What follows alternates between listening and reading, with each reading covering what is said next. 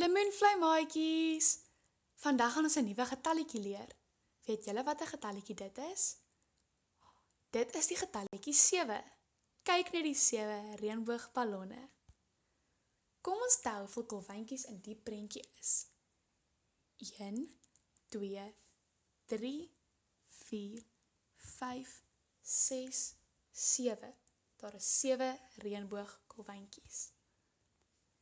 Kom ons tel die kersies.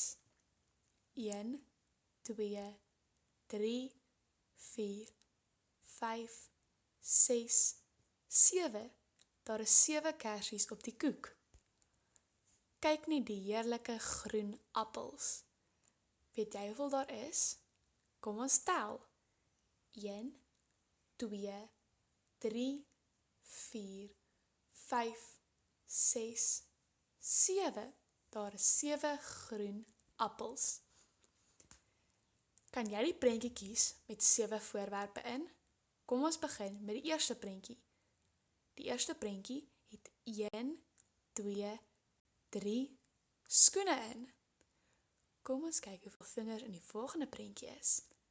1, 2, 3, 4, 5, 6, 7, 8, 9, 10. Daar is 10 vingers.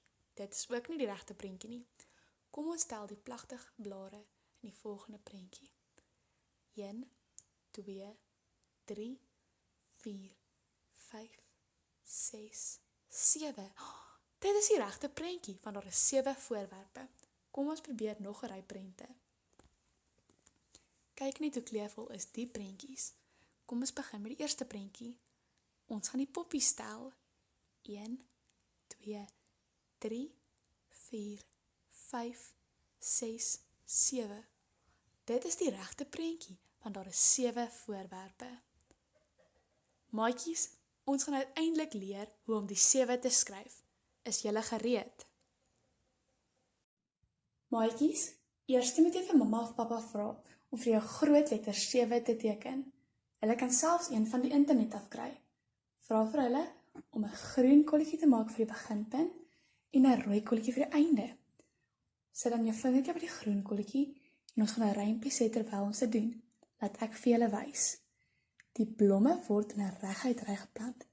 Daar kom 'n wurmpie en hy seil skuins oor hulle. Jou beurt om dit saam te sê.